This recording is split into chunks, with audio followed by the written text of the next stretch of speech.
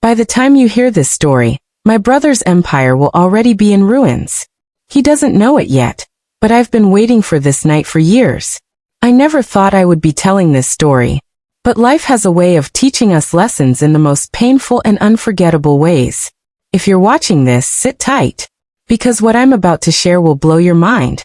It's a story of betrayal, of heartbreak, of patience, and of revenge. But before I get to the night I finally revealed everything, let me take you back to where it all began. I grew up in a family most people would envy. My parents were wealthy, respected, and admired by everyone around us. We lived in a grand home that echoed with laughter, love, and a sense of belonging. To the world, we looked perfect. But behind those walls, there was a shadow.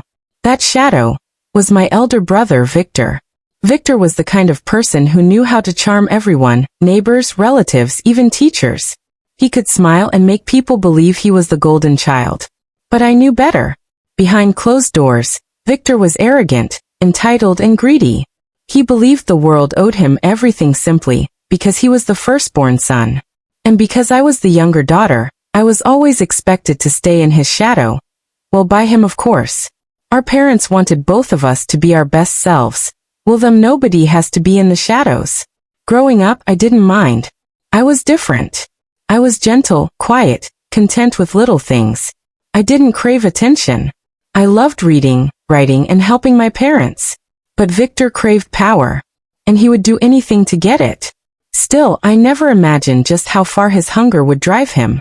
When my parents passed away suddenly, my whole world shattered. Their death was described as an accident. One moment they were alive, vibrant, and preparing for their anniversary trip, and the next they were gone. I can't even begin to describe the emptiness I felt. It was like the ground beneath me cracked open and swallowed me whole. But even in my grief, I held on to one thing: their love for me. They had always promised that no matter what, they would secure my future. And they did. Their will clearly stated that Victor would inherit the family business and share the revenue in a way that both us are not lacking anything, while I would inherit the family house. The place filled with our memories, our laughter, our bond. The house was more than just walls and bricks to me. It was my connection to my parents, my sanctuary. But Victor, he couldn't stand the thought of me having anything. Not even that house. At first, I thought grief had simply made him crueler. He mocked me, saying, "What good is a house to you, Clara? You can't even manage your own life without mother and father. Just give it to me." I refused. For once in my life, I said no to him. I held on to the house because it was all I had left. That's when the real nightmare began. Victor bribed the lawyer who handled the will. Documents were forged. Signatures were faked. And before I even understood what was happening, the house was gone. My inheritance was stolen. My parents' final gift to me, stripped away. I fought, I cried, I begged. But no one listened. Relatives whispered that I was careless or too naive. Some even believed Victor when he claimed I had willingly signed everything over to him. Imagine the humiliation. Losing your parents. Losing your home. Losing the respect of your family. And the person who destroyed it all was my own brother. With nowhere else to go, I was thrown into a life I had never known before. One moment I was the daughter of a respected family. The next, I was just another struggling woman trying to survive in a world that didn't care. I ended up in a tiny, crumbling apartment in the worst part of town. The roof leaked when it rained. The walls were stained. The bed creaked louder than my sobs at night. I had no savings, no support, nothing but the clothes I carried and the memories of a life stolen from me. To eat, to live, I had no choice but to work. And so, I found myself scrubbing tables and carrying trays in a restaurant at the edge of the city. From the outside, people saw just another waitress. But inside, I was a broken woman. Every plate I carried felt like the weight of my shattered past. Every customer I served reminded me of the life I have once lived, but have no access to again. And every night, I cried myself to sleep asking one question. Why, Victor? Why would you do this to me? But life wasn't finished with me yet. Because one night, fate brought me face to face with the man who would change everything. And that night was the beginning of Victor's end. Working at the restaurant became my reality. Day after day, night after night, I served strangers who never cared to know my name. The clang of plates, the smell of fried oil, the endless orders shouted across the kitchen. They all became the soundtrack of my survival. At first, I hated every second. The stares of pity from regular customers. The smirks from men who thought a struggling woman was easy prey. The exhaustion that left my hands blistered and my back aching. But with time, I built a routine. I told myself that this was my penance. That maybe life had placed me here, because I wasn't strong enough to fight back against Victor. And for a while, I believed it. One rainy evening, I was on a late shift. The restaurant was dimly lit, the air heavy with the smell of roasted meat and stale coffee.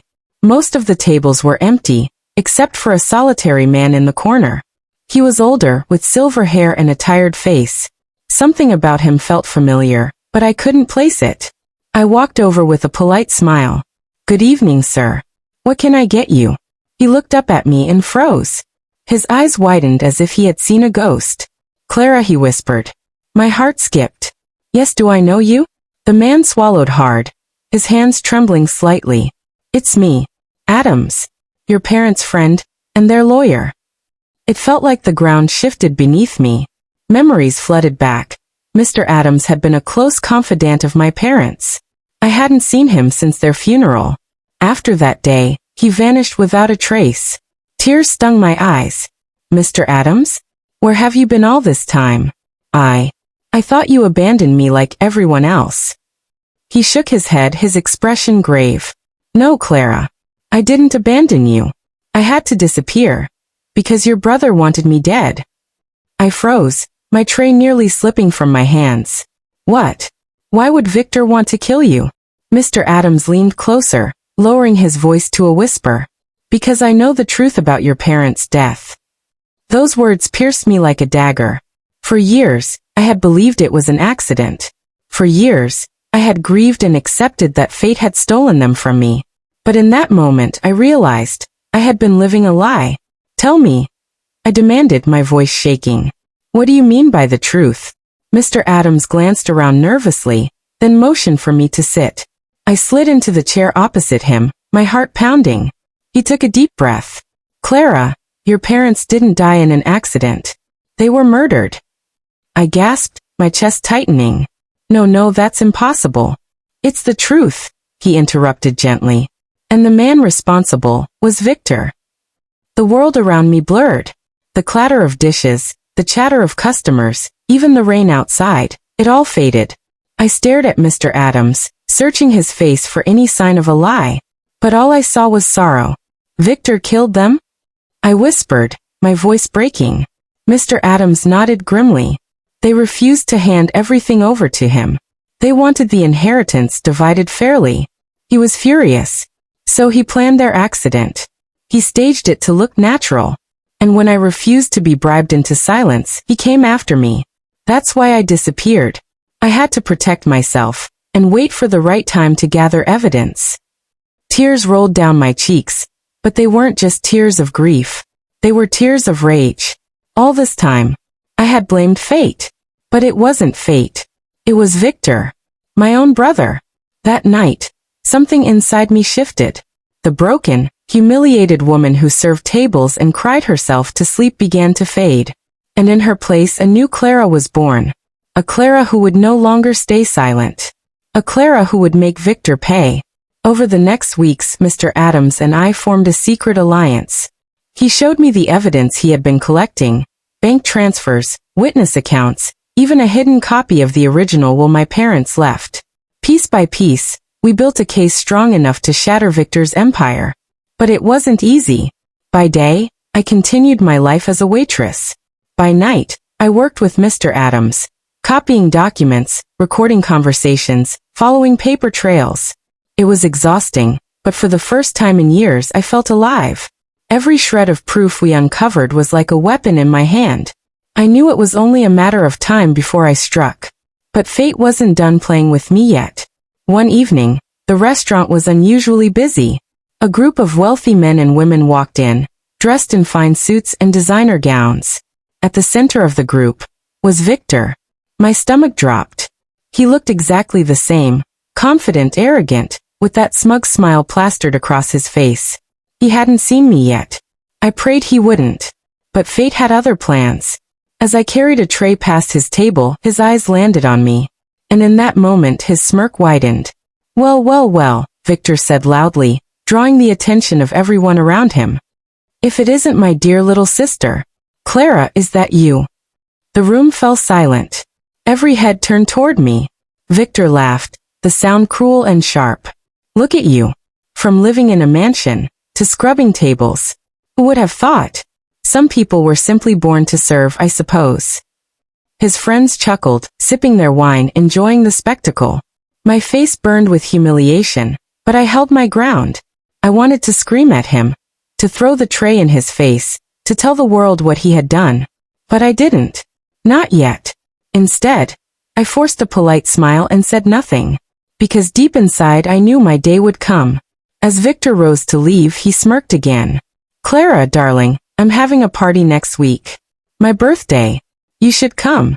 After all, it also happens to be the anniversary of dear mother and father's death. What better way to remember them than to celebrate my success? The cruelty in his voice cut deep. His friends laughed again as they left the restaurant. But I didn't cry. I didn't break. I simply watched him walk away, and smiled to myself.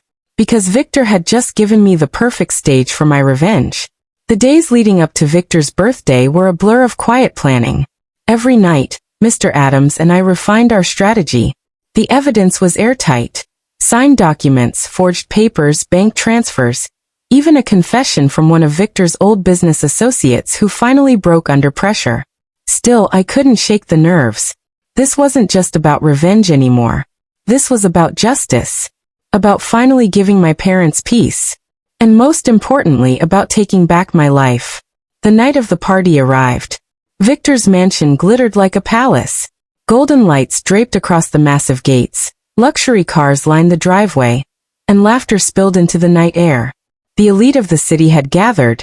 Politicians, businessmen, celebrities. I stood at the entrance in a simple black dress. Not glamorous, not flashy, but dignified. It was the same dress I wore to my parents' funeral years ago. As I walked in, whispers rippled through the crowd. Some recognized me. Others simply wondered what a disgraced waitress was doing at such a grand event. But I ignored them. Tonight, their curiosity would be answered. Victor spotted me across the room. His face lit up with mockery.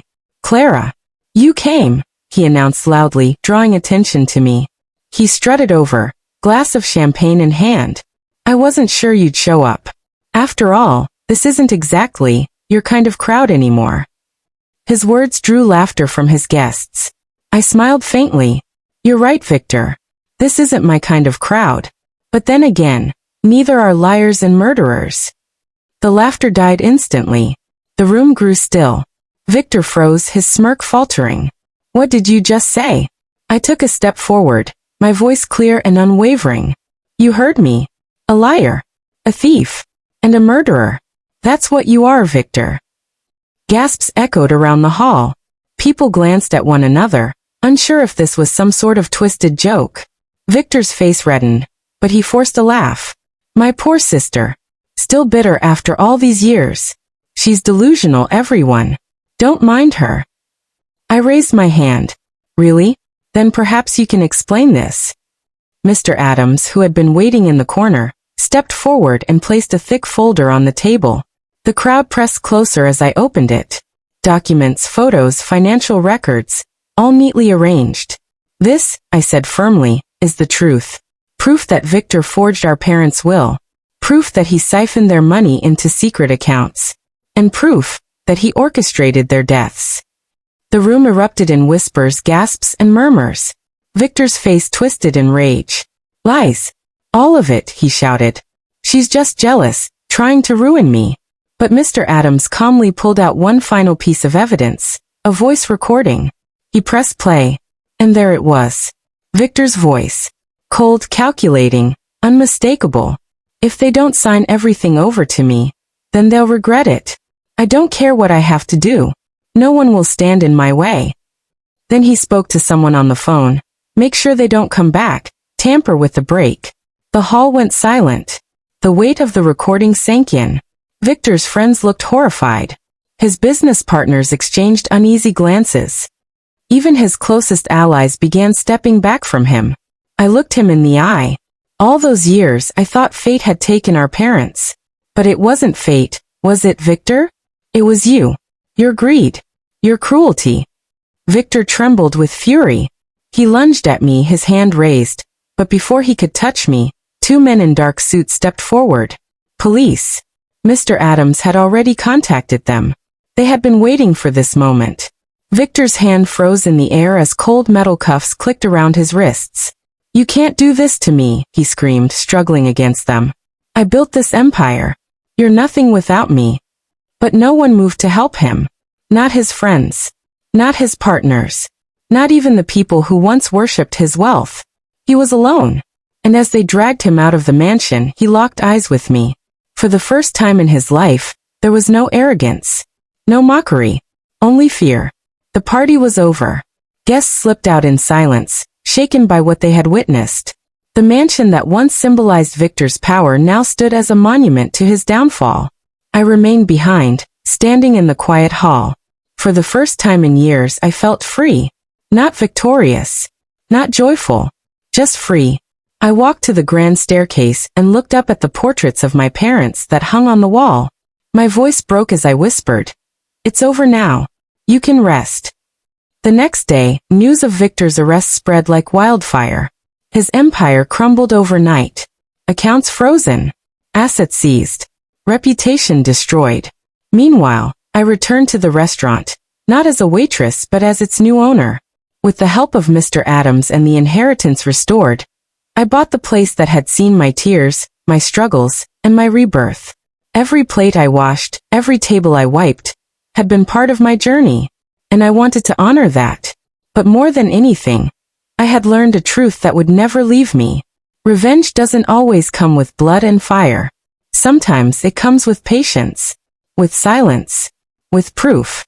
And when it finally strikes, it cuts deeper than any sword. So I ask you, if you were me, what would you have done? Please like this video and subscribe to this channel, and watch out for the next video.